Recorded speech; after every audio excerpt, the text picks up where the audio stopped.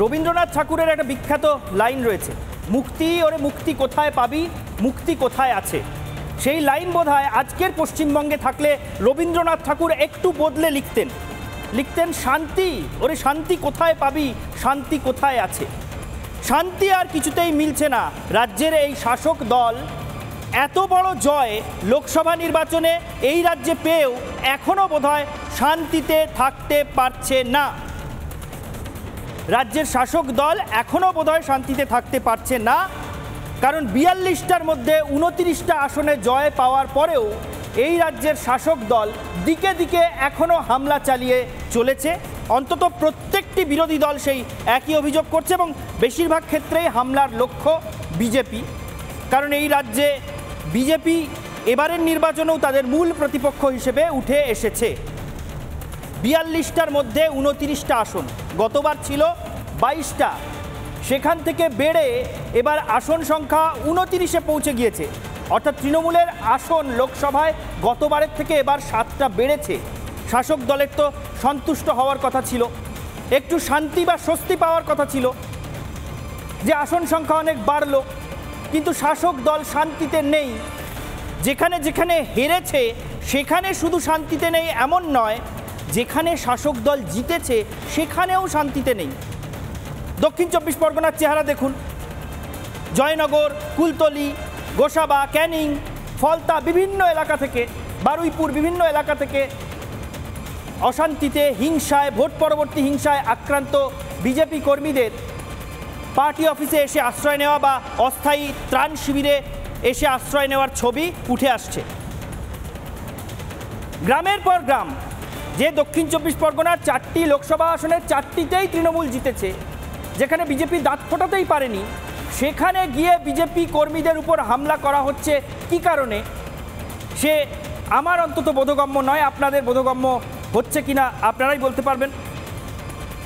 কিন্তু শুধুমাত্র যেখানে শাসক দল জিতেছে সেইখানে নিজেদের দাপট আরও সুপ্রতিষ্ঠিত করার জন্য যে হামলা হচ্ছে এমন নয়, যেখানে যেখানে তারা হেরেছে সেখানেও হামলা হচ্ছে।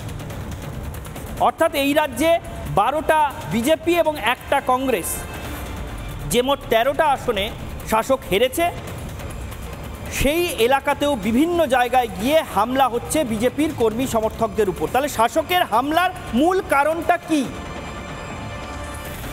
শাসক হেরে গিয়েছে বলে হামলা চালাচ্ছে, নাকি শাসক জিতেছে বলে হামলা চালাচ্ছে? যেখানে জিতেছে তৃণমূল সেখানেও হামলা, যেখানে হেরেছে তৃণমূল সেখানেও হামলা। মানে একটা হামলা এই কারণে হতে পারে যে কেন রাজ্যের শাসক দলকে হারানো হলো, ভোট কেন দেওয়া হলো না, সেই আক্রোশে হামলা। কিন্তু আমরা দেখছি শুধুমাত্র সেই আক্রোশে হামলা হচ্ছে না, যেখানে জিতেছে সেখানেও হামলা হচ্ছে। তার মানে জয়ের উল্লাসেও হামলা। মানে যাই করুন আপনি, জেতান বা হারান, বিরোধী দলে আপনি থাকলে আপনাকে মার খেতেই হবে। পশ্চিমবঙ্গে এটাই বোধহয় ভবিতব্য হয়ে দাঁড়াচ্ছে বিরোধী দলের কর্মী সমর্থকদের জন্য। কোচবিহারে, সেখানে এবার বিজেপি হেরে গিয়েছে, গতবারে বিজেপির জেতা আসন ছিল, সেই কোচবিহারেও আমরা হামলা হতে দেখছি। যেহেতু তৃণমূল সেখানে জিতে গিয়েছে, তাহলে কোচবিহারের মানুষজনের প্রতি তৃণমূলের কৃতার্থ বা কৃতজ্ঞ থাকার কথা ছিল, এলাকায় শান্তি যাতে বহাল থাকে দেখার কথা ছিল। তা নয়, সেখানে হামলা চলছে।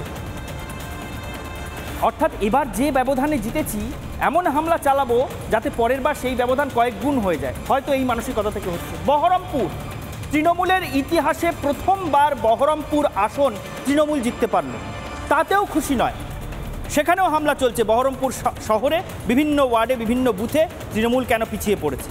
অর্থাৎ শুধু লোকসভা আসনটা জিতলে হবে না, সর্বত্র নিরঙ্কুশ হতে হবে। গোটা লোকসভা আসনের মধ্যে যত বুথ আছে, যত ওয়ার্ড আছে, যত গ্রাম পঞ্চায়েত আছে, সর্বত্র শুধু এবং শুধুমাত্র তৃণমূলকে জেতাতে হবে। কোথাও কেউ তৃণমূলের থেকে সামান্য একটু এগিয়ে গেলেই হামলা হবে। এই রাজ্যের ভবিতব্যটা, রাজনৈতিক ভবিতব্যটা এইরকম হয়ে দাঁড়িয়েছে এবং তার কারণে সামাজিক ভবিতব্য কী হতে চলেছে, বাণিজ্যিক বা অর্থনৈতিক ভবিতব্য কী হতে চলেছে, সে নিয়ে তো প্রশ্ন উঠছেই। সেসব প্রশ্নে পরে আসব। তবে তার আগে এই মুহূর্তে দেখে নিন রাজ্যে ভোট পরবর্তী হিংসার ছবিটা কোথায় গিয়ে দাঁড়িয়েছে। আজকেও রাজ্যের নানা প্রান্ত থেকে, জেলা থেকে, গ্রাম থেকে, গ্রামান্তর থেকে কী ছবি উঠে আসছে, দেখব আজকের প্রতিবেদন।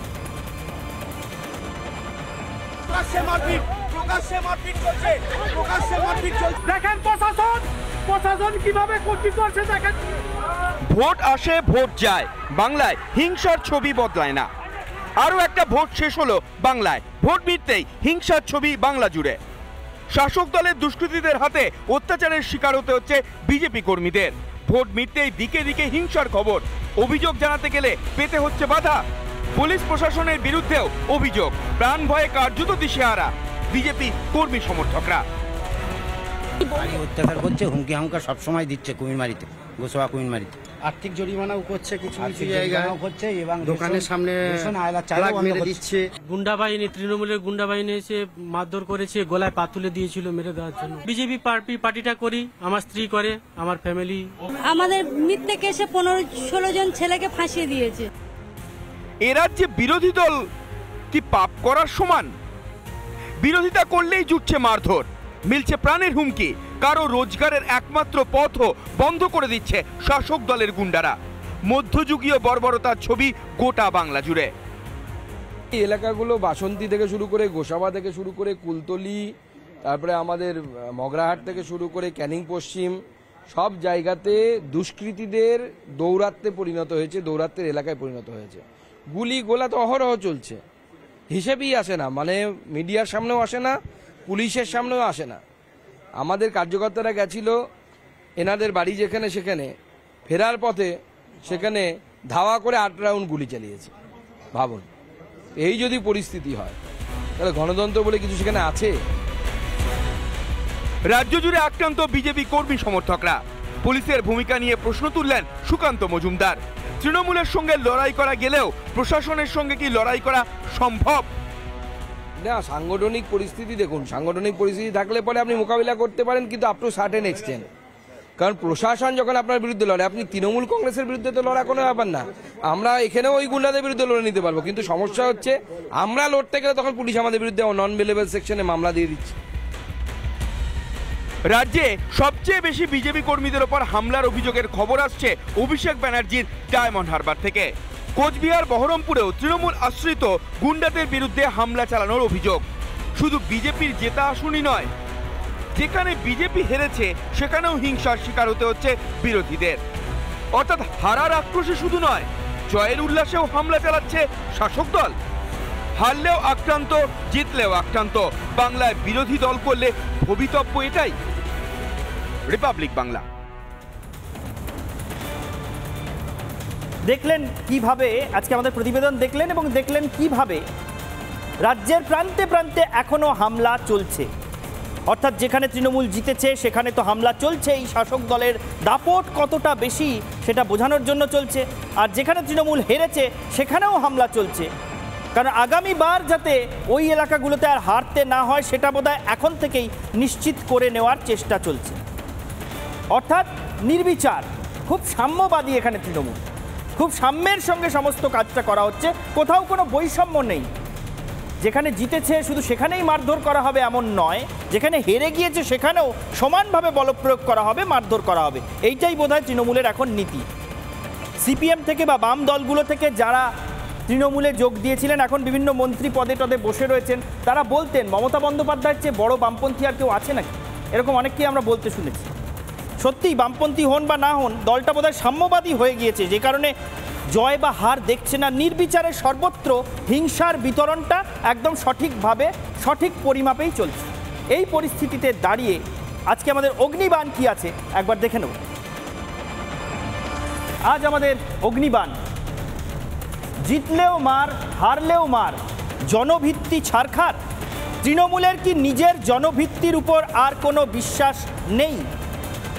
এই রাজ্যে যে পরিমাণ ভোট বা যত শতাংশ ভোট তৃণমূল এবারের নির্বাচনেও পেয়েছে, সেই ভোটটা সত্যি তৃণমূলের নিজের ভোট। সেই জনভিত্তি তৃণমূল আগামী দিনেও ধরে রাখতে পারবে, বরাবর ধরে রাখতে পারবে, এমন কোনো নিশ্চয়তা কি তৃণমূল নেতৃত্ব নিজেরাই খুঁজে পাচ্ছেন না? যে কারণে এই ভোটের উপর দখলদারি বজায় রাখতে আতঙ্ক বা সন্ত্রাসের বাতাবরণটা সেটা ধরে রাখা কি খুব জরুরি মনে হচ্ছে? না হলে 29টা আসনে জেতার পরেও এত মারধর, হইচই, সন্ত্রাসের প্রয়োজন পড়ছে কেন? এই প্রশ্ন নিয়েই আজকে আমরা বিতর্কে যাব। আমাদের সঙ্গে অতিথিরাও ইতিমধ্যে এসছেন, তাদের সঙ্গে আলাপ করাবো। তবে তার আগে চলে যাব সরাসরি দক্ষিণ 24 পরগনায়। সেখানে রাজ্য বিজেপির সভাপতি সুকান্ত মজুমদার আজকে তিনি দক্ষিণ 24 পরগনা থেকে সরাসরি আমাদের মুখোমুখি হয়েছেন।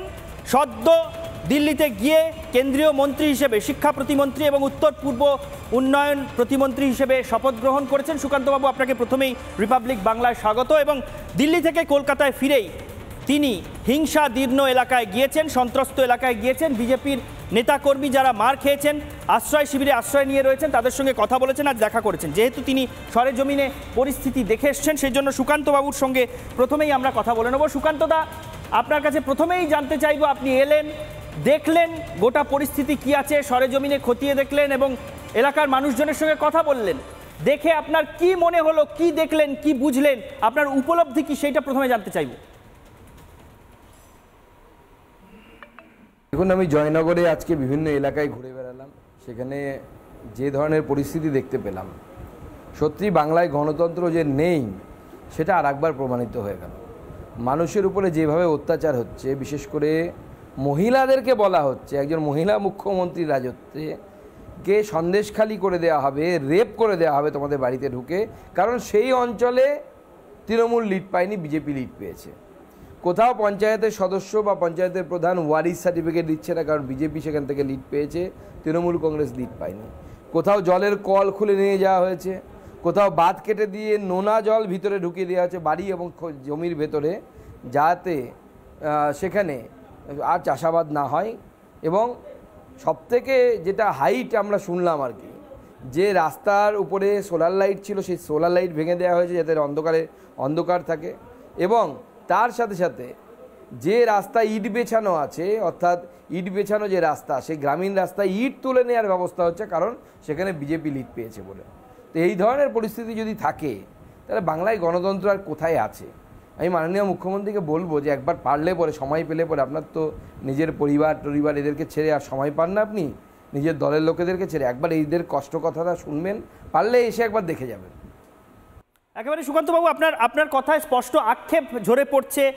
আমি পরিষ্কার বুঝতে পারছি যে পরিস্থিতি গিয়ে ওখানে দেখছেন, তাতে গণতন্ত্রের ভবিষ্যৎ নিয়ে আপনার মনে আক্ষেপ তৈরি হচ্ছে। কিন্তু সুকান্তবাবু, এই মুহূর্তে আপনি আর শুধুমাত্র বিজেপির রাজ্য সভাপতি নন, এই মুহূর্তে আপনি বিশ্বের বৃহত্তম গণতন্ত্রের সর্বোচ্চ মন্ত্রী পরিষদের সদস্য। তো সর্বোচ্চ মন্ত্রী পরিষদের সদস্য হিসেবে কি করবেন, মানে যা দেখলেন তার মোকাবিলাটা কিভাবে করবেন? আপনি ওই সর্বোচ্চ মন্ত্রী পরিষদে কি এই কথা তুলে ধরবেন? দেখুন, আমি এই বিষয়টি পশ্চিমবঙ্গের এই যে আমাদের সাধারণ নাগরিকদের এবং বিজেপির যারা সমর্থক, তাদের সাথে যে বৈমাত্র্য সুলভ আচরণ এবং তাদের উপর এই যে অত্যাচার, অকথ্য অত্যাচার, এটা আমি মাননীয় গৃহমন্ত্রীকে খুব তাড়াতাড়ি গিয়ে আমি জানাবো। তার সময় নেব এবং খুব তাড়াতাড়ি গিয়ে জানাবো। এবং এই ভয়ঙ্কর পরিস্থিতি তৈরি হয়েছে, আমি রাজ্য নির্বাচন এবং কেন্দ্র নির্বাচন কমিশনকে অনুরোধ করব যে আরও 1 মাস যেন কেন্দ্রীয় বাহিনীকে এখানে রাখার ব্যবস্থা হয়।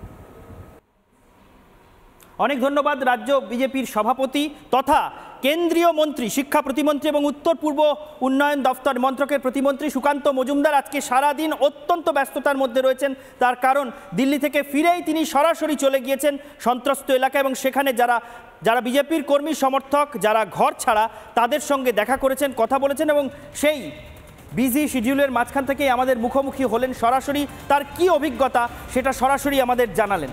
এরপর সুকান্তবাবু সেই অভিজ্ঞতা সরাসরি শুনে নেওয়ার পর এবার আমরা আজকের বিতর্কের পর্বে আসবো। এই প্রথমেই দেখে নেব আমাদের সঙ্গে আজকে অতিথি কারা রয়েছেন। আমার ডান পাশে প্রথমেই রয়েছেন কেয়া ঘোষ, রাজ্য বিজেপির অন্যতম মুখপাত্র, রয়েছেন শঙ্কুদেব পান্ডা, বিজেপি নেতা। এপাশে রয়েছেন অরিন্দম আচার্য, প্রাক্তন পুলিশ কর্তা, রয়েছেন নীলাদ্রি ভট্টাচার্য, আইনজীবী, অবশ্যই তৃণমূলপন্থী, রয়েছেন অনির্বাণ বন্দ্যোপাধ্যায়, আইনজীবী, অবশ্যই তিনিও তৃণমূলপন্থী। প্রথমেই কেয়া ঘোষের কাছে আসবো। কেয়া ঘোষ, আপনার রাজ্য সভাপতির সঙ্গে এইমাত্র আমরা মুখোমুখি হয়েছিলাম সরাসরি দক্ষিণ 24 পরগনা থেকে, সেই সন্ত্রস্ত এলাকা থেকে, যেখানে আজকে তিনি কর্মী সমর্থকদের সঙ্গে দেখা করতে গিয়েছেন। তিনি সরাসরি, যিনি এখন ভারত সরকারের মন্ত্রী, সরাসরি তিনি তার অভিজ্ঞতার কথা আমাদের সামনে জানালেন। রাজ্যের বিজেপি কর্মী সমর্থকদের এই অবস্থা, যেটা আপনি আপনার রাজ্য সভাপতির মুখ থেকে তথা এই দেশের একজন মন্ত্রীর মুখ থেকে শুনলেন, এইটা শুনে আপনার কি মনে হচ্ছে, আপনার প্রথম অনুভূতিটা বলুন। এটা মনে হওয়ার নেই, আমরা তো দেখছি, আমরা তো এটা দেখে দেখে অভ্যস্ত হয়ে গেছি। 2018 সাল থেকে এই তৃণমূলের যে হত্যালীলা শুরু হয়েছে, আজকে 2024-এ এসেও ছবিটা পাল্টায়নি। তার কারণ তৃণমূল গণতন্ত্রে বিশ্বাস করে না, তারা স্বৈরতন্ত্রে বিশ্বাস করে। তারা বিশ্বাস করে একো নায়ক নাকি বলবো একো নায়িকাতন্ত্রে আমি জানি না, এটাতে বিশ্বাস করে। তারা মনে করে যে এই জয় শুধুমাত্র এই স্বাদের ভাগ হবে না, এই স্বাদের ভাগ যদি কেউ নিতে যায়, তুমি নিয়েছো কি মরেছো। মার, খুন, রাহাজানি, লুটতরাজ, ধর্ষণ এগুলোকে অস্ত্র বানিয়েছে তৃণমূল কংগ্রেস। এবং খুব খুব পার্টিনেন্ট একটা ভালো কথা বললেন ঈশান, যে এটা ভয় দেখানো আগামী নির্বাচনের জন্য, এটা আগামী নির্বাচনের প্রস্তুতি হিসেবে শাসানিগুলো ভয় দেখানো। আচ্ছা, আমি তো বলবো এই যে এই সন্ত্রাসগুলো চলছে, এগুলো স্টেট স্পন্সার্ড, একেবারে এই রাজ্য, এই সরকার, এই প্রশাসন এই মদত দিচ্ছে এই সন্ত্রাসগুলিকে। এবার আপনি জিজ্ঞাসা করবেন কেন? তার কারণ আমরা দেখছি রাজ্যের একজন মন্ত্রী উদয়ন গুহ, তিনি একদম গলা বাজিয়ে বুক ফুলিয়ে বলছেন যে যেখানে যেখানে ভারতীয় জনতা পার্টি যেই জায়গায় মাথা ভাঙা থেকে শুরু করে দিনহাটা শহরে যেখানে লিড পায়নি, সেইখানে কোনো রকম রাজ্য সরকারি প্রকল্প দেব না, দেওয়া বন্ধ করিয়ে দিয়েছি। অন্যদিকে আরেকজন মুখপাত্র, আমি জানি না তিনি কখনো মুখপাত্র কখনো অপাত্র থাকেন, আমি জানি না তার এই মুহূর্তে কি স্ট্যাটাস, তিনি বলেছেন যে আমার তালিকা দরকার, কোথায় কোথায় ভারতীয় জনতা পার্টি লিড পেয়েছে সেখানে সব প্রকল্প বন্ধ করে দিচ্ছি। আমি বলছি এটা তৃণমূলের টাকা নয়, এটা রাজ্য সরকারের মানুষের টাকা, আমার আপনার প্রত্যেকের করের টাকা। তৃণমূল ভাবছে এগুলো সব কিছু করা, আসলে রাজ্য সরকার এবং দল যখন এক হয়ে যায়, যখন মিলেমিশে একাকার হয়ে যায়, তখন এই অবস্থা হয় ঈশান। আর তাই আজকে সুকান্ত দা একদিকে তিনি যখন গেছেন এই আক্রান্তদের পাশে দাঁড়াতে, অন্যদিকে শুভেন্দু অধিকারী আমাদের বিরোধী দলনেতা, তিনিও গেছেন রাজভবনে। যেই রাজভবনে যেতে তাকে আটকানো হয়েছিল নক্কারজনকভাবে। এই রাজ্যের প্রশাসন চায় না যে কোনোভাবে বিরোধী কণ্ঠস্বর এই রাজ্যের গণ্ডি পেরিয়ে সারা দেশের কাছে পৌঁছে বিশ্বের দরবারে। আমি আসবো কেয়া ঘোষের কাছে, আমি অনির্বাণের কাছে যাব একবার। অনির্বাণ, আপনি রাজ্য বিজেপির সভাপতি তথা এই মুহূর্তে যিনি কেন্দ্রীয় মন্ত্রী সুকান্ত মজুমদার, তার সরেজমিনে দেখা অভিজ্ঞতার কথা শুনলেন, একই সঙ্গে শুনলেন কেয়া ঘোষ কি বলছেন।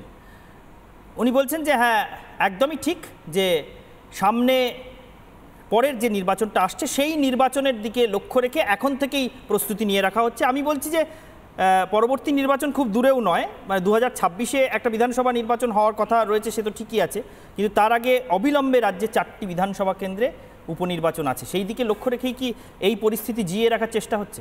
দেখুন, সুকান্তবাবু ভোট পর্ব তখনও মেটেনি, তখন উনি বড় গলা করে বলেছিলেন আমরা ক্ষমতায় আসতে চলেছি, আসার পর উত্তরপ্রদেশের মডেলের মতো উত্তরপ্রদেশ স্টাইলে এনকাউন্টার হবে, বুলডোজার চলবে ইত্যাদি ইত্যাদি।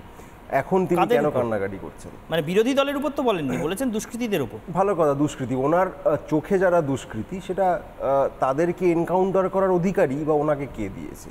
আমাদের সংবিধান বা আমাদের আইনে কোটানকোট যারা দুষ্কৃতী, ধরুন আপনাকে আমার মনে হলো আপনি দুষ্কৃতী, আমার ক্ষমতা আছে, আমি বললাম এনকাউন্টার করে দাও ঈশানকে, সেটা কি ঠিক হবে? সেটা কি আইনের চোখে ঠিক হবে? মানে আপনার চোখে যারা দুষ্কৃতী নন সেরকম কাউকে এনকাউন্টার করবেন, এরকম এনকাউন্টার আমাদের সংবিধান অনুযায়ী আইনসম্মত নয়। এনকাউন্টার এক্সট্রা জুডিশিয়াল কিলিং করা যায় না। আপনাকে এনকাউন্টার করবে না, আপনাকে করবে না, আপনি তৃণমূলে ফিরবেন আমরা জানি, যে জায়গায় দাঁড়িয়ে যারা নির্বাচন চলাকালীন বা নির্বাচনের প্রচার পর্ব চলাকালীন গুন্ডার শাহজাহান পেয়েছেন নাকি হয়েছে, থামো না, শাহজাহান তো অ্যাসেট আপনাদের কাছে। আপনি হয় তাহলে বিজেপিকে প্রোগ্রামটা দিয়ে দিন ঈশান বাবু, মানে কি আপনি ঠিক করুন, ওনাকে চুপ করুন, ওনাকে চুপ করুন, এই সব লোককে ডাকার আগে আপনারা ঠিক করে নেবেন, আমি চুপ করান, আমরা এটা রাজনৈতিক দল প্রতিপক্ষে ভারত আসছে ওনার পরে বলুন। এই জায়গায় দাঁড়িয়ে যারা নিজেরা নির্বাচন পর্ব চলাকালীন ছাল ছাড়িয়ে নেবো, এই করে নেবো, সেই করে নেবো, মাটির তলায় পুঁতে দেবো, এনকাউন্টার করে দেবো বলে তো হুমকি দিয়েছিলেন। আবার এত যখন রোয়াব এখন কোথায় গেল? এত যখন রোয়াব এখন কোথায় গেল? নিজেরা বুঝে নিন না, কেন্দ্রীয় বাহিনী দিয়ে বুঝিয়ে দেবো, কেন্দ্রীয় বাহিনী দিয়ে বুঝিয়ে দেবো, বুঝে নিন। এখন লুকিয়ে আসেন কেন? মুক্ত তখন সাহস দেখিয়েছিলেন। আরে দূর ব্যবস্থা, এনকাউন্টারের হুমকি দিয়েছিলেন তো, এনকাউন্টারের হুমকি দিয়েছিলেন, এখন ঠেলা সামলান না। কিছু এখন সামলাতে ভয় লাগছে যেখানে কেন? স্বল্প সংখ্যক দিলীপ ঘোষ একটা কোথায়? ধর্মাবলম্বী হিন্দুদের তুমি এটা সেটা endorse করছে? শঙ্কুদেব পান্ডা কেয়া ঘোষ আমি জাস্ট একবার অনির্বাণের একটা কথা শুনে নেবো অনির্বাণ কোনটা বলতে চাইছেন যে সামলাতে কোনটা ভয় পাচ্ছেন আমি একটু ক্লিয়ারলি যারা নিজেরা ছাল ছাড়িয়ে নেওয়ার হুমকি দিয়েছিলেন কেন্দ্রীয় বাহিনীকে বুঝিয়ে দেওয়ার হুমকি দিয়েছিলেন তারা এখন সামনে যান বুঝে নিন সবটা তারা কেন্দ্রীয় এখানে বাহিনীকে ঘরে বুঝে বসে নেওয়ার এখন হুমকি বেশ আমি লাফাচ্ছেন আসছি কেন? শঙ্কুদেব পান্ডা কেন্দ্রীয় বাহিনীকে বুঝে নেওয়ার হুমকি দিয়েছিলেন নাকি আপনারা দেখুন, না, কেন্দ্রীয় বাহিনী দেখুন, দিয়ে বুঝে অনির্বাণ বাবুকে নেওয়া। রিয়াক্ট করার আমার কোনো বিষয় নেই। আমি কুণাল ঘোষকে রিয়াক্ট করতে চাই আপনাদের চ্যানেলে।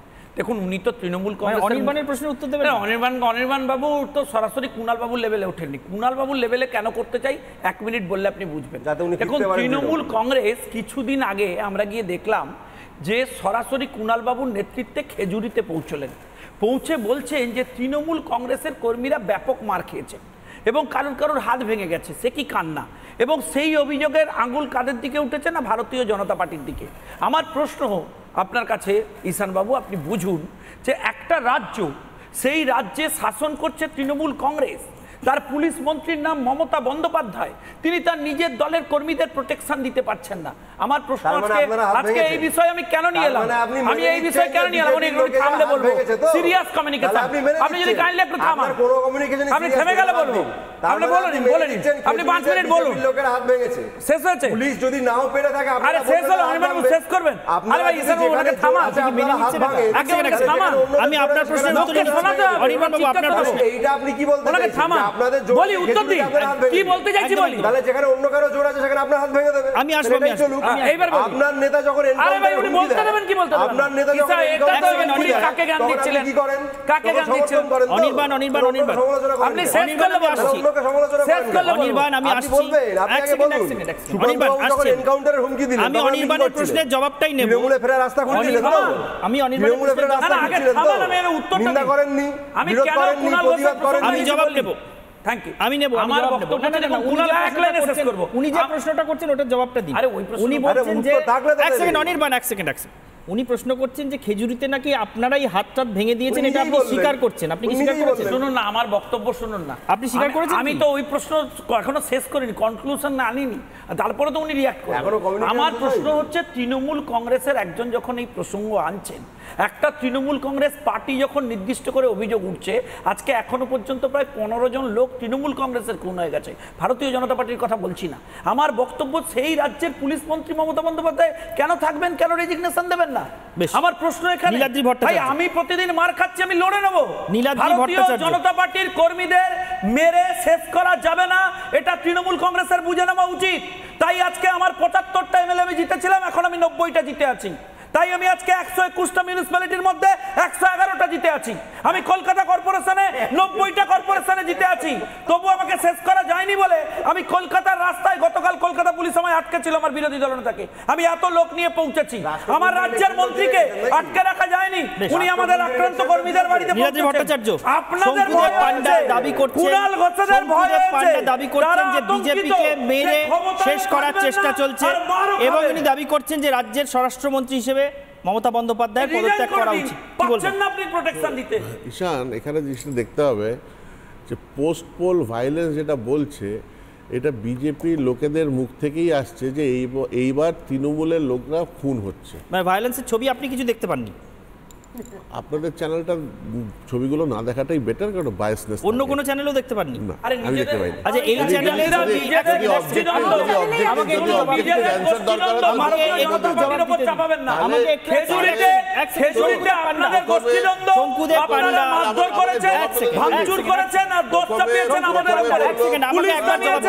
অত্যাচার করেছেন, আমরা নির্বাচনে হারবার পরে মিথ্যা মামলা খেতে হয়। প্লিজ আমাকে জবাব দিন। নীলাদ্রি বাবু, নীলাদ্রি বাবু, আপনার একটা প্রশ্নের জবাব দিন। এক সেকেন্ড, এক সেকেন্ড, এক সেকেন্ড,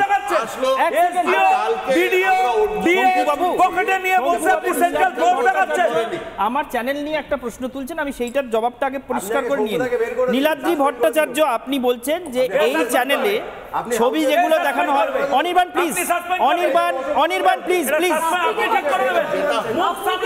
প্লিজ, আপনাকে সতর্ক করছি, আপনি মুখ সামলে কথা বলুন। আমি আপনার অনির্বাণ প্লিজ আমি হাওয়ায় আসি না, শঙ্কুবাবু, আমি please. যে দল বিলং করি সে দল আমাকে অথরিটি নিয়ে পাঠায়। প্লিজ আমাকে অ্যালাউ করুন। নীলাদ্রি ভট্টাচার্য প্রশ্ন তুলেছেন যে এই চ্যানেলে যে ছবিগুলো দেখানো হয় সেগুলো না দেখানোই ভালো। আপনি নীলাদ্রি বাবু এই চ্যানেলে আমন্ত্রণে এসে এখানে প্যানেলে বসেছেন, তো যদি আপনার মনে হয় এতই অবিশ্বাসযোগ্য একটা চ্যানেল, তাহলে আপনি কেন সাড়া দিয়ে আসছেন? আমি সেটা বলছি যে এক্সাজারেশন হয়। কোনটা এক্সাজারেশন? ছবি তো এক্সাজারেশন, ছবিতে তো এক্সাজারেশনের কিছু নেই। As a media house you have to show both sides. আপনাকে দুটো সাইডই দেখাতে হবে। অবশ্যই, সেই জন্যই তো দুই পক্ষকেই ডেকেছি আমরা, সেই জন্যই তো শঙ্কুদেব পান্ডাকেও ডেকেছি, আপনাকেও ডেকেছি, কেয়া ঘোষকেও ডেকেছি, অনির্বাণ ব্যানার্জিকেও ডেকেছি। একটু আমরা কি এখানে সংবাদ মাধ্যমের কি করা উচিত না উচিত এই নিয়ে নীলাদ্রি বাবুর কাছে শুনতে চাই না, ওনার থেকে আমার সাংবাদিকতায় অভিজ্ঞতা বেশি। নীলাদ্রিরা ওকালতে নিয়ে বললে শুনবো না। আপনি কি আপনার সাংবাদিকতা নিয়ে শুনবো না? অনার থাকছেন যে এখানে যে ছবিগুলো দেখানো হয় সেগুলো সত্য নয়? আপনাদের আছে কি? লোক তো আমাদের মরছে, আপনাদের লোক আহত হলে কলকাতায় নিয়ে আসুন না দেখি।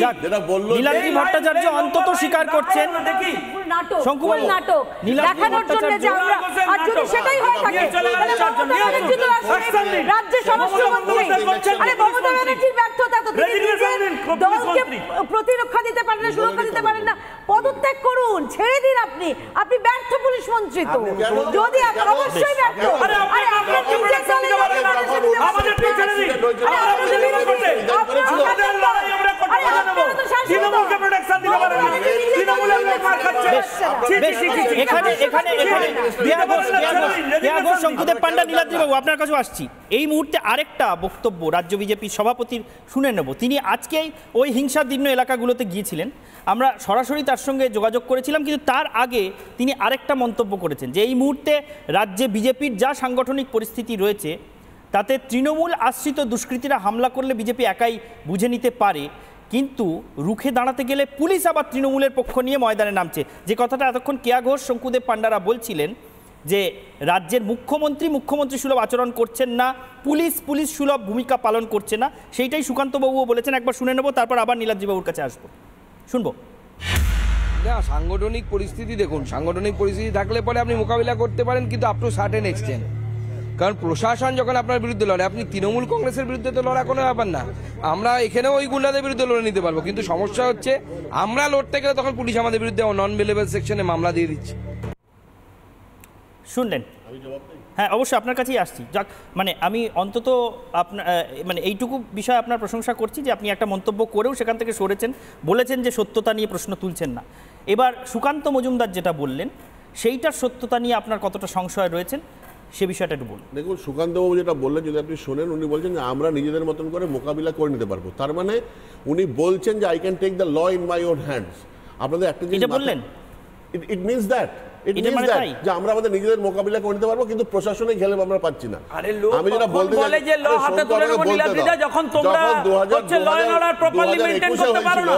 যখন হাইকোর্টে গিয়ে এতগুলো সিবিআই কেসে ট্রান্সফার হলো পোস্ট পোল ভায়োলেন্স, আজ অব্দি একটা চার্জশিট জমা পড়েনি।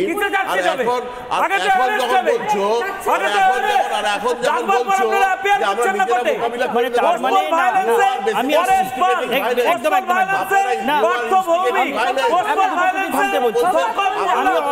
অরিন্দম বাবুর কাছে আসবো।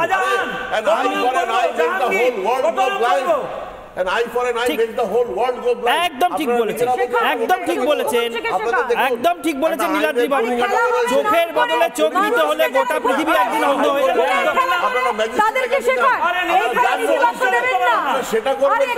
খুব ভালো বলেছেন, অরিন্দম বাবু। আমি অরিন্দম বাবুর কাছে আসছি। অরিন্দম বাবু, আপনি প্রাক্তন পুলিশ কর্তা। এক সেকেন্ড শঙ্কুবাবু, এক সেকেন্ড। অরিন্দম বাবু প্রাক্তন পুলিশ কর্তা আমাদের সঙ্গে রয়েছেন। অরিন্দম বাবু, নীলাদ্রিবাবু একজন আইনজীবী বসে রয়েছেন পাশে, তিনি বলছেন যে একটাও চার্জশিট হয়নি, কিছু হয়নি, কিসের ভিত্তিতে বলছেন, আইন হাতে নেওয়ার কথা বলছেন। মানে এরকম আপনার প্রাক্তন পুলিশ কর্তা হিসেবে প্রথমত আপনার কি মনে হয় পুলিশ কি এই মুহূর্তে, এক সেকেন্ড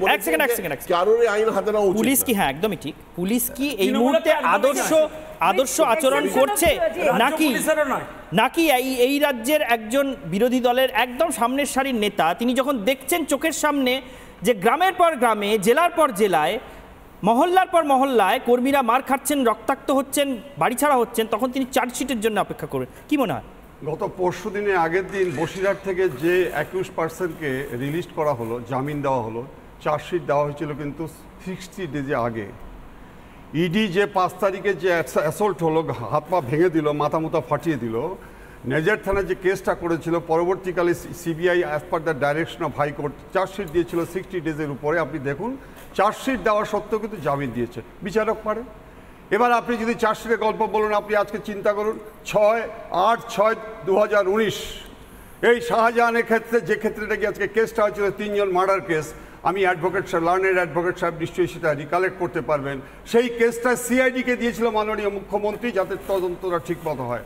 কিন্তু সেই কেসটা it is surprising to inform you all the spectator যারা আপনারা দেখছেন, সিআইডি চার্জশিট দিল কি শাহজাহানের আদার্স বাদ।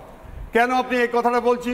ইনস্পাইট অফ এ চার্জশিট কথা বলছে, যখন হাইকোর্টে জনস্বার্থ মামলা হলো আজকে বিস্ময়িত হতে হয়েছে যে তাড়াতাড়ি করে সেই সিআইডি আজকে সাপ্লিমেন্টারি কাজ চার্জশিট দিয়ে তার মধ্যে আজকে শাহজাহানের নাম দিয়েছে। এবার আমি আপনাকে বলি, আজকে একজন ভালো খুব বক্তব্য বলেছেন কি ইনকাউন্টার। উনি বোধহয় জানেন না যে ইনকাউন্টার শব্দের অর্থটা হচ্ছে কি সামনাসামনি যুদ্ধ। আমরা জানি বামফ্রন্টের আমলে ইনকাউন্টার জুডিশিয়াল ইনকোয়ারি হয়, উনি অ্যাডভোকেট নিশ্চয়ই উনি ভালোভাবে জানেন।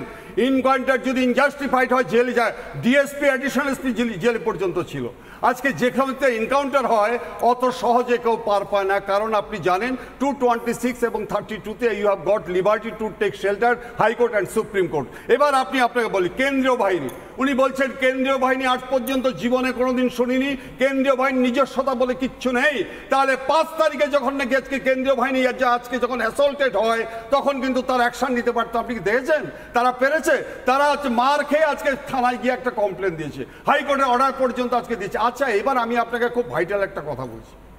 কথাটা হচ্ছে যে মাননীয় মুখ্যমন্ত্রী যখন মার্চ 2023 তারিখে রাষ্ট্রপতি ক্যালকাটা এসেছিলেন, উনি কিন্তু খুব সুন্দর একটা কথা বলেছিলেন। উনি আপিল করেছিলেন যে আমার সারা দেশে যেন গণতন্ত্র প্রতিষ্ঠিত হয়। সুন আফটার দিস উনি কিন্তু আজকে রাষ্ট্রপতি প্রাইম মিনিস্টার কাছে গিয়েছিলেন, তখন কিন্তু উনি বলেছিলেন সারা ভারতে যেন ইনভেস্টিগেশনটা নিরপেক্ষ হয়। আপনি আমাকে বলুন, এই যে বিজেপি বলুন, সিপিএম বলুন, কংগ্রেস বলুন, তারা কি শ্রেণীসূত্র? তারা কি শ্রেণীর শত্রু? আমি একটা কথা বলছি, আমরা কংগ্রেস সেই সময় আমরা যখন নাকি সিপিএম নকশাল আমলে আমরা দেখেছি শ্রেণীশত্রুদের কিভাবে হত্যা করা হয়েছিল, আজকে তারা বঙ্গোপসাগরে খুঁজে পাওয়া যায় না। কিন্তু আজকে যদি নিরপেক্ষতা থাকে, সাধারণ মানুষ যদি ভোট দিয়ে থাকে, তাহলে তাদের কি অন্যায়? আজকে যে মানুষগুলো কাঁদছে, হ্যাঁ খেজুরিতে যেটা বলেছেন আমি দেখলাম, কিন্তু খেজুরিতে তো সরকার আছে কেস করবে, কিন্তু যে মানুষগুলো আজকে just like sheep without radar আজকে ঘুরে বেড়াচ্ছে, তাদের কি অপরাধ? সেই বাচ্চাটা কি অপরাধ যে আজকে ঘর বাড়ি ছেড়ে চলে এসছে? সেই বাচ্চাগুলো, সেই মাগুলো কি অপরাধ? তারা ভোট দিয়েছে বলে তাদের অন্যায়? আপনারা তাহলে ডিক্লেয়ার করুন যে একমাত্র এই শাসক দল ছাড়া কাউকে ভোট দেওয়া যাবে না। এটা বিধানসভা থেকে আজকে এটা আপনারা কালেকশন করুন। একদম। তাহলে এই কথা কেন বলা হচ্ছে?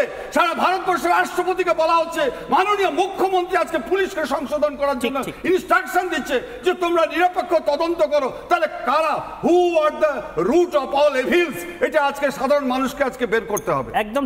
একজন প্রাক্তন পুলিশ কর্তা এই মুহূর্তে লাইভ টেলিভিশনে বসে এই প্রশ্ন তুলছেন যে এইটা কি পুলিশের আসল ভূমিকা হওয়ার কথা, এবং আদৌ আইন শৃঙ্খলা পরিস্থিতি এখানে রয়েছে? আমি একদমই কেয়া ঘোষের কাছে আসবো। নীলাদ্রি বাবু একটু আগে যেটা বলছিলেন সেইটার জবাব কি দেবেন? আমি বরং যেটা অরিন্দম বাবু বললেন সেটা নিয়ে একটা বক্তব্য আমার আছে। নিরপেক্ষতার কথা উঠছে ঈশান এখানে। নিরপেক্ষতা আমরা নিঃসন্দেহে আশা করেছিলাম যখন নবান্নে, অর্থাৎ রাজ্য সরকারের যে অফিসিয়াল কার্যালয়, সেখানে বসে মমতা বন্দ্যোপাধ্যায় তিনি সেখানে একজন দলনেত্রীর মতন কথা বলছেন। তিনি বলছেন আমাদের এতগুলো লোক মারা গেছে পঞ্চায়েত ভোটের প্রসঙ্গে, ওদের এতগুলো লোক মারা গেছে। শুধু তাই কেন, আমি প্রশাসনিক মঞ্চ থেকে আপনি এরকমও নজির পাবেন যে মুখ্যমন্ত্রী প্রশাসনিক সভার মঞ্চ থেকে বা নবান্ন থেকে দেশের প্রধানমন্ত্রীর বা স্বরাষ্ট্রমন্ত্রীর সমালোচনা করেন। অনেকবার হয়েছে, নবান্ন থেকে যোগদান, বিধানসভায় বসে যোগদান, এগুলো হয়েছে, নবান্নে বসে রাজনৈতিক মিটিং পর্যন্ত হয়েছে, এগুলো তো দেখেছি আমরা। কিন্তু আমি নতুন এক্স্যাক্টলি আমি যে নিরপেক্ষতার কথা বললেন না, নিরপেক্ষতা আমরা আশা করব কি করে যেখানে রাজ্যের মুখ্যমন্ত্রীদের একটা রাজনৈতিক দলের দলনেত্রীর মতন আচরণ করেন, তিনি নবান্নে বসেন বলছেন আমরা ওরা করছেন। একজন আমরা ওরা করেছিলেন কিন্তু ঈশান, মনে আছে তো? তারপরে তারা নিশ্চিহ্ন হয়ে গেছিল 2006-তে, আমরা ওরা করার পর 11-তে নিশ্চিহ্ন হয়ে গেছে। এবার কিন্তু ইনি আমরা ওরা করছেন, পরবর্তীকালে ভোট আসছে, না জানি কি হয়। আর একটা ছোট্ট কথা, এই যে খুন সন্ত্রাস, আমার মনে পড়ে যাচ্ছে আমাদের মগরাহাটের 2021-এ যিনি প্রার্থী হয়েছিলেন দুর্যটি সাহা, আপনি জানেন ঘটনাটা, কাউন্টিং হলের মধ্যে তাকে এমনভাবে আক্রমণ করা হয়, তিনি প্রায় 1.5 মাস বাদে হাসপাতালের মধ্যে থেকেই তিনি মারা যান। এবং এদের জয় উল্লাসের এমন অবস্থা, কোথায় একজন নিরীহ একটা বাচ্চা ছিল অভিজিৎ, তাকে বাড়ি থেকে টেনে এনে দিনে দুপুরে তাকে মারা হয়, কাউন্টিং স্টেশনে প্রার্থীকে মারা হয়, কি না হেরে গেছে বলে। এইটা কোন গণতন্ত্র? এবং তার পেছনে যার যার নাম শোনা যায় সে শওকত মোল্লা, তার একটা প্রমোশন হয়েছে, ঈশান বলেনি, তার সিকিউরিটি বাড়িয়ে দেওয়া হয়েছে। মমতা বন্দ্যোপাধ্যায় বলেছেন তুই বোম বাঁধিস, খুব ভালোবাসে, কিন্তু এতটা জেনেও তিনি তাকে বিধায়ক রেখেছেন, তার সিকিউরিটি বাড়িয়ে দিয়েছেন। আমরা কি করে এর আশা করব? আমি আসবো না, আশা করতে পারি না। কোনো হিংসা আমরা সমর্থন করি না, কিন্তু তৃণমূল যদি খুন করে তার দায় তৃণমূলকে নিতে হবে। তৃণমূল অর্গানাইজেশন সামলাতে পারছে না, তার রেসপন্সিবিলিটি তৃণমূলের। তৃণমূলের কর্তৃপক্ষে মার্ডার হলে তার দায় নিতে মামলা কেন হবে? কেন বিজেপির বিরুদ্ধে মামলা হবে? কি বলা উচিত? আরে আপনারা তো বর্ষিকান্তে করবেন, আপনারা বক্তব্য যেটা শুরু করেছেন এখনো শেষ করতে পারছেন না। প্রতিদিন মামলা করছে তৃণমূল। শঙ্কুবাবু খুব মজার প্রশ্ন তুলেছেন, খুব মজার প্রশ্ন তুলেছেন নীলাদ্রি ভট্টাচার্য। নীলাদ্রি ভট্টাচার্য দারুণ ইন্টারেস্টিং কথা বলেছেন। তার মানে অ্যাডমিটেড ফ্যাক্ট ভুল করেছেন।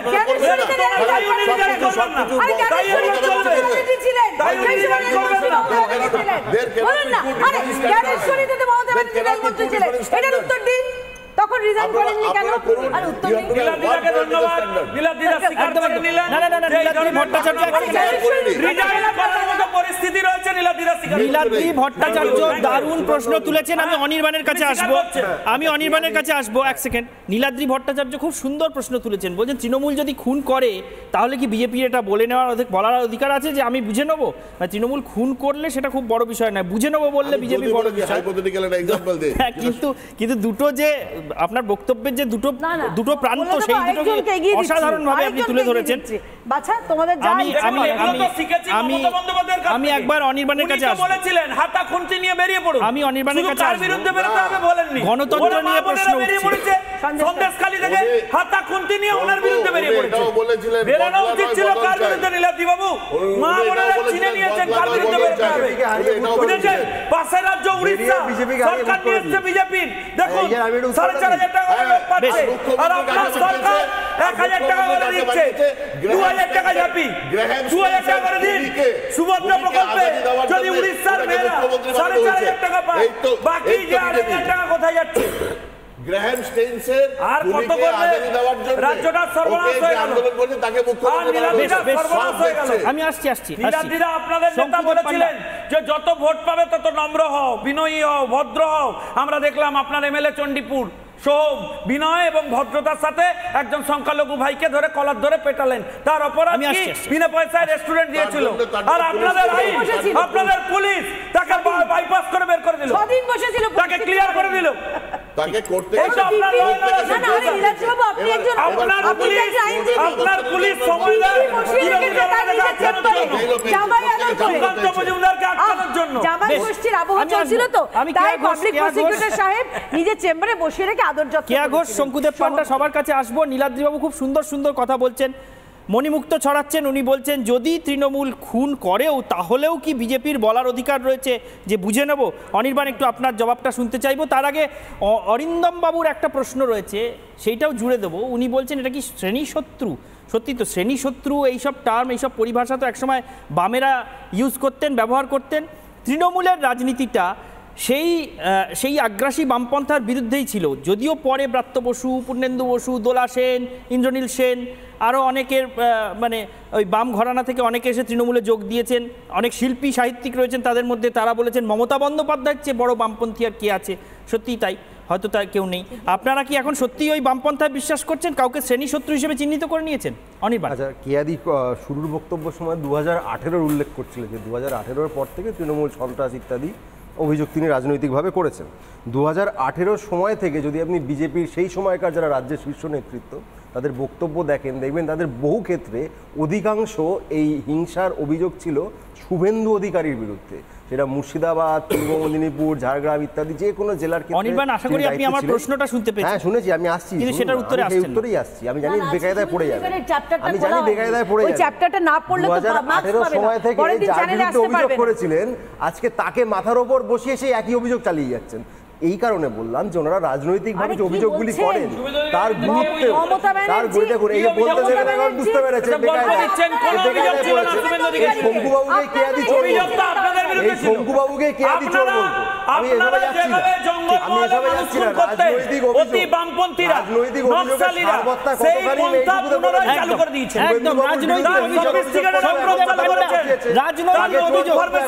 অনির্বাণ ব্যানার্জি বলছেন রাজনৈতিক অভিযোগের সারবত্তা কতটা সেগুলো এগুলো মানে তার কোনো ঠিক ঠিকানা নেই। অনির্বাণ ব্যানার্জিকে মনে করিয়ে দিচ্ছে রাজীব ব্যানার্জি। আমি কোট অ্যান্ড কোট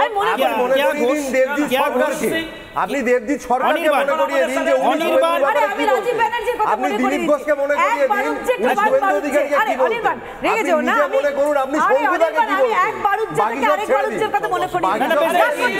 আপনি শঙ্কুদাকে কি বলে সম্বোধন করতেন সেটা মনে করুন না। রাজনৈতিক অভিযোগ একটা শুনবো, আমি পিসিআর কে বলবো এই রাজনৈতিক অভিযোগ একটা চালাতে এই মুহূর্তে কেয়া ঘোষ, অনির্বাণ প্লিজ, কেয়া ঘোষ, অনির্বাণ রাজনৈতিক অভিযোগের কথা বলছেন, সাধারণ মানুষ কি অভিযোগ করছেন সেটা শুনবো। এখানে সবাই রাজনৈতিক লোকজন বসে রয়েছেন, তাদের অভিযোগের সারবত্তা নেই। একেবারে সাধারণ মানুষ, প্রান্তিক মানুষ যারা ঘর ছাড়া হয়েছেন তাদেরকে নিয়ে আজকে বিরোধী দলনেতা রাজভবনে গিয়েছিলেন। রাজভবনের সামনে দাঁড়িয়ে এক আক্রান্ত মহিলা কি অভিযোগ করছেন শুনুন। আমি জানি না এটা শোনার পরেও সেটাকেও অনির্বাণরা রাজনৈতিক অভিযোগ বলে দাগিয়ে দেওয়ার ধৃষ্টতা করবেন কিনা। তিনি বলছেন তিনি বিজেপি করেন, তার স্বামী তৃণমূল করেন, তারপরেও তিনি রক্ষা পাননি, তাকে ঘর ছাড়া হতে হয়েছে। রাজভবনের সামনে বলেছেন, একটু আগে শুনবো। আপনিও কি ঘর ছাড়া? হ্যাঁ, আমি আমার দুই ছেলেকে নিয়েই বাইরেই আছি। কোথায় আছেন দুই ছেলেকে? আমি গড়িয়াতে আছি, বারুইপুর জেলা অফিসে থাকছি। মানে বারুইপুর জেলা অফিসে আপনি থাকছেন? হ্যাঁ হ্যাঁ। বাড়িতে এই মুহূর্তে কে কে আছে তাহলে? বাড়িতে আমার হাজব্যান্ড আছে। উনি শুধু একাই আছে? ওনার উপরে তো যে কোনো সময় হামলা হতে পারে। না, উনি তৃণমূলের আছেন, সেই কারণেই উনি বাড়িতে আছেন। আগে কোনো হুমকি দেওয়া হয়েছিল? হ্যাঁ, আমাকে হুমকি দেওয়া হয়েছে, অনেকবারই হুমকি দেওয়া হয়েছে। ওখানে থাকলে মারধর করবে, কোনো কিছু দেওয়া হবে না, রেশন তুলতে দেবে না, জলের পাইপ কেটে দেবে, মানে এভাবে হুমকি দেওয়া হতো দিনের পর? হ্যাঁ, সেই কারণেই আমরা চলে এসেছি এদিকে বাধ্য হয়ে। আপনার স্বামী তো তাহলে তৃণমূল করেন, তাহলে আপনার উপর কেন এই অত্যাচার? ওই আমি অন্য দলে আছি সেই কারণেই। মানে আপনি বিজেপি করেন, আপনার স্বামী তৃণমূল করে, কিন্তু আপনাকেও তৃণমূল করতে হবে, এটাই দাবি? হ্যাঁ, তাদের দাবি আমি যেন তৃণমূল করি, কিন্তু আমি তো সেটা করতে পারিনি। সেই দুই ছেলে কত ছোট? না, আমার দুই ছেলে বড়, কিন্তু তারাও আমার সঙ্গেই চলে এসছে। অনির্বাণ শুনলেন, ওই ভদ্রমহিলা বলছেন যে উনি বিজেপি করেন, ওনার স্বামী তৃণমূল করেন, উনি আজকে রাজভবনের সামনে ছুটে এসেছেন। নিজের স্বামী, সন্তান, অমুক তমুক সবার নামে কি দাঁড়িয়ে রাজভবনের সামনে মিথ্যে কথা বলছেন? আমি সত্য এখান থেকে আমার পক্ষে বিচার করা সম্ভব নয়। আমি একটাই কথা বলতে পারি, রাজনৈতিক হিংসার কোনো জায়গা থাকা উচিত নয়। এখানে তিনি সত্যি বলছেন বলে আমি প্রাথমিকভাবে ধরেই নিতে পারি, কোনো অসুবিধা নেই। কিন্তু তার তদন্তে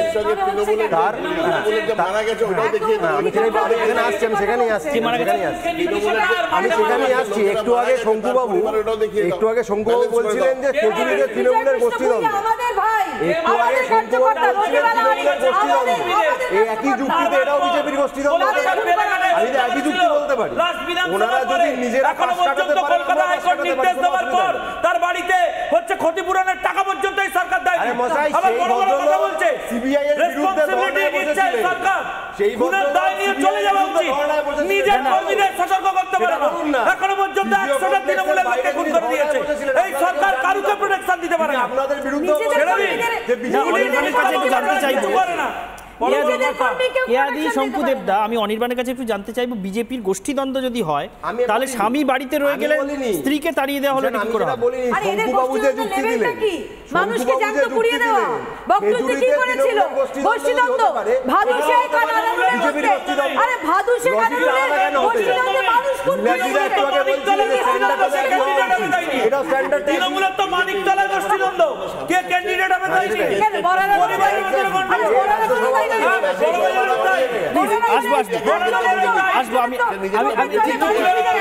ভালো পয়েন্ট।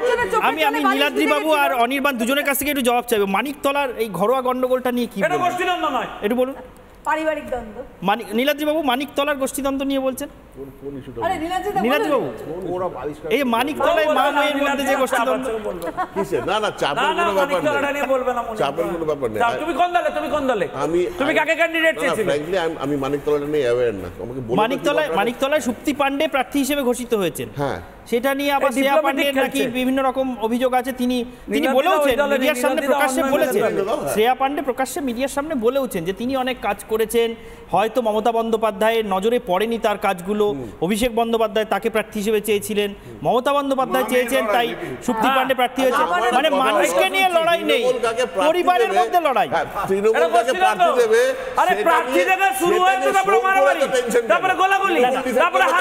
এটা তো চলে আসছে, এটা তো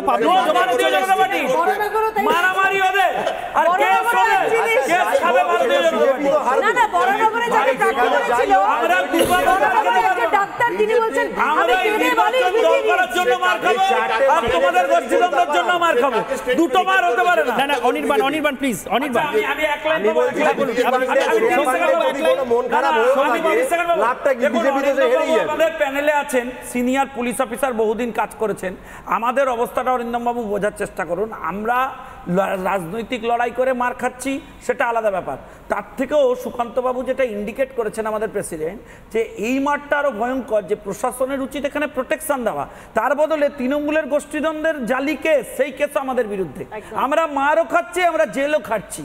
এইটা কতটা কষ্টের, কতটা চাপের এবং কতটা অন্যায়, সেটা যারা এফেক্টেড হচ্ছে প্রতিদিন তারা বুঝতে পারছে। কোর্ট আছে না এখানে আদৌ কোর্ট আছে? অগণতান্ত্রিক। আচ্ছা নীলাদ্রিদা, এক সেকেন্ড, নীলাদ্রিদা, কোর্টে টাকা দেওয়ার ক্ষমতা নেই আমাদের কর্মীদের, আপনাকে বুঝতে হবে। আমি না না কোনো ঠিক আছে, আইন আদালতে পরে আসছে।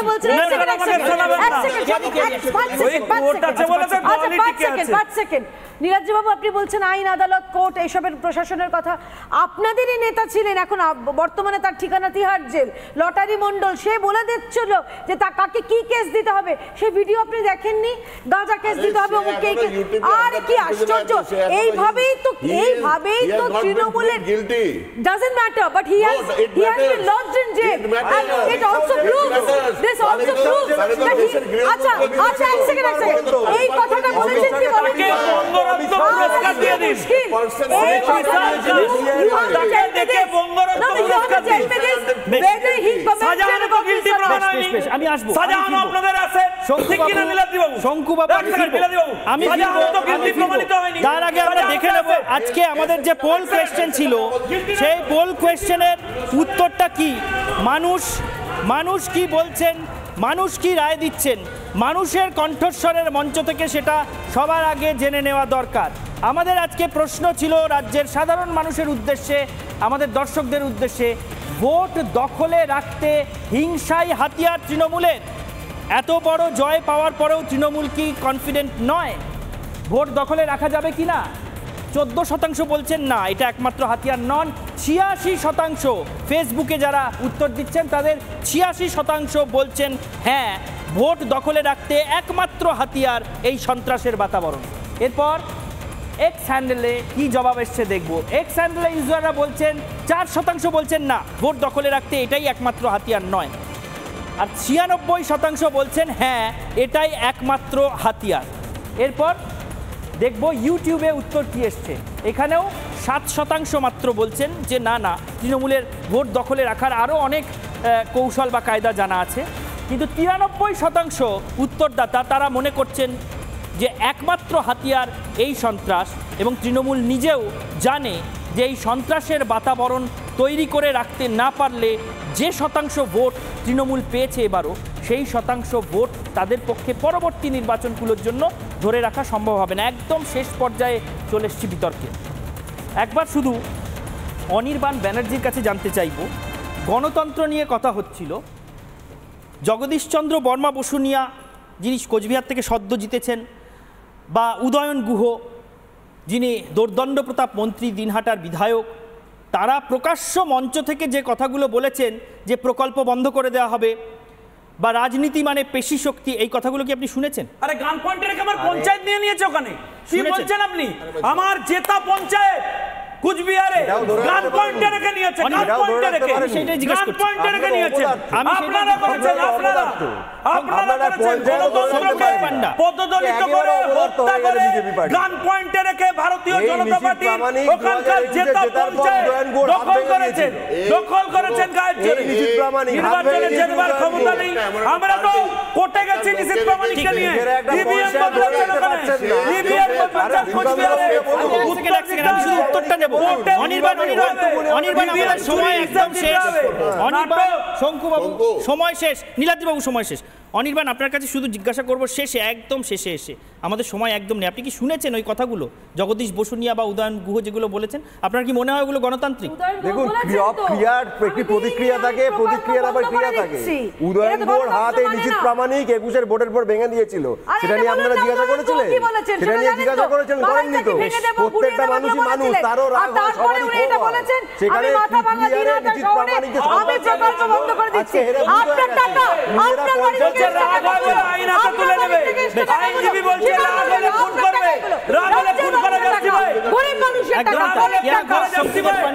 সময় একদম শেষ। আজকে অনির্বাণের অগ্নিবাণে আমরা যতগুলো প্রশ্ন শাসক দলপন্থী প্রতিনিধিদের জিজ্ঞাসা করলাম যে গণতন্ত্রের নমুনা এই মুহূর্তে রাজ্যে দেখতে পাচ্ছেন কি না, সেই নিয়ে প্রথমত বিজেপির দাবি নিয়ে তাদের নানা রকম বক্তব্য ছিল, কিন্তু এই রাজ্যের শাসক দলের প্রতিনিধিরা, নির্বাচিত জনপ্রতিনিধিরা, মন্ত্রীরা, সাংসদরা যেসব কথা উচ্চারণ করছেন সেই কথাগুলো আদৌ গণতান্ত্রিক কথা কিনা সে প্রশ্নের জবাব কিন্তু একেবারে এই প্যানেলের এই আলোচনার একদম শেষ পর্বে এসেও সেই জবাব অনির্বাণ ব্যানার্জিরা এড়িয়ে গেলেন। এই পরম্পরা যদি চলতে থাকে, এই ভোট পরবর্তী হিংসা যদি না থামে, তাহলে এই নিয়ে মানুষের কণ্ঠস্বর হিসেবে আমাদের এর পরেও আওয়াজ তুলতে হবে। তবে আজকের মতো অনির্বাণের অগ্নিবাণ শেষ করছি এখানেই। দেখতে থাকুন রিপাবলিক বাংলা।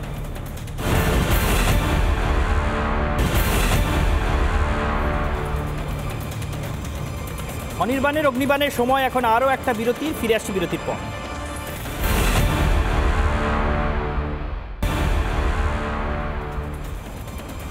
এতক্ষণ দেখছিলেন অনির্বাণের অগ্নিবাণ।